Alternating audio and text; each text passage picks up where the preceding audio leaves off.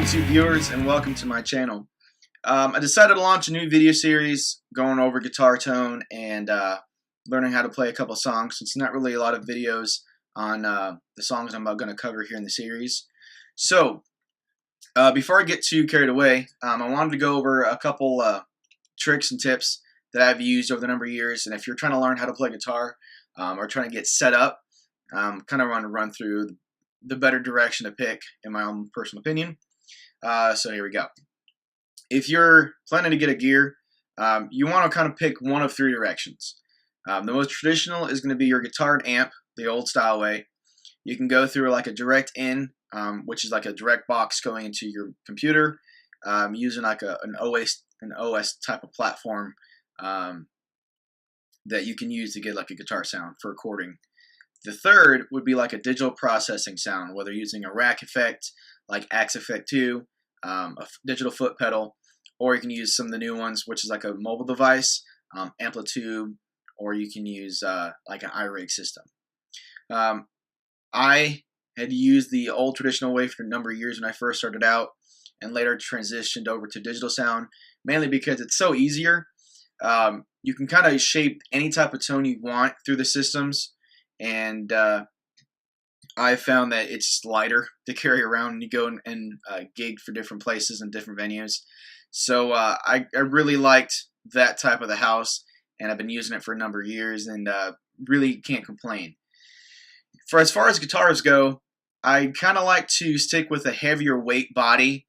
The majority of my guitars have like a maple wood, mahogany based type of guitars. And that's for a couple reasons. One, mahogany has a great sounding for me, in my own opinion. And two, it's a really heavy weighted guitar. So when I throw my body around stage, I can kind of feel the weight. The other thing I want to suggest is going through the right strings. And really the best way to do that is go through a number of packages and figure out what sound you want to use. If you have a guitarist in mind, see what they're using and try that. If not, try different brands. I've kind of stuck through the GHS series for a number of years only because they have a great product. I kind of go through a variation of tunings, and I really beat the crap out of my strings, and I can't seem to wear out the boomers.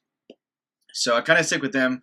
Has a very vibrant, bright sound to them. They really don't stay dirty, and as long as you keep your strings clean, you really can't go wrong with them.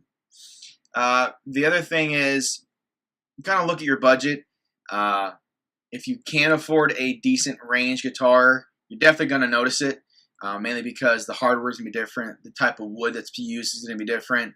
So, I mean, if you're kind of weighing dollars over the type of quality, you're going to notice it in the long end. So if you can, save up for a better guitar and then switch over to a better system later on, which is why most people get an expensive guitar and go with an iRig series, because iRig is like 20 bucks, and anybody can afford 20 bucks on an app for their mobile devices now. The other thing I want to suggest is when it comes to pickups, you really can't pick and choose when you're buying a guitar. So whenever you're looking at a guitar, kind of research what's on them and then see what other people are saying. A lot of people who are playing heavy metal want to go with a active pickup, and my roots kind of tend to go back toward the old hair metal style, even back toward the old rock and roll, which is like Bad Company.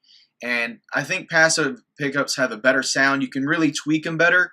When it comes to active, you really can't tone them down. And a great example of that would be like an Eddie Van Halen sound. You really can't dial them down to the type of tone you can get when you have active pickups. I mean, look at Zach Wally. His sound is very high. It's very punchy, and you really can't dial that down. So kind of research what you want to go into and then go in that direction. I kind of tend to pick out guitars that have their own character to them. So this one has a nice little Tiger Eye series. Kind of glistens in the light, has great inlays. When it plays, it has its own little character to it, no matter if I'm playing through the neck, the bridge, or both. And that's kind of what you want to look for. The other guitars I have is a Jackson Rainy Rose series, and it has a Florida Rose on it. So when I play that type of songs, I have that ability. I have a Will Latler series guitar, the camo, and has Hot Rod DeMario pickups in it. And again, sick inlays, the sick guitar, has a heavy weight, it's neck through, and has a real punchy sound to it. And then another video that I have on the channel is going to show the custom Strat that I built a couple of years ago, and that has the old type of Strat sound, but it has a thicker pickup since I pretty much threw everything together. But as I go through the videos, I'm going to go through the sound that I'm using, the tones that I kind of picked for the songs to get close to the album, or kind of go my own avenue and venture away from the album. And so hopefully you enjoy the series, and if you like it, please comment or subscribe. Otherwise, if you have any comments, please email them. I'll shoot you back an email as soon as I can, and whatever questions you may have, I'll try to answer them to the best of my ability. So I hope you enjoyed the series, and stick around.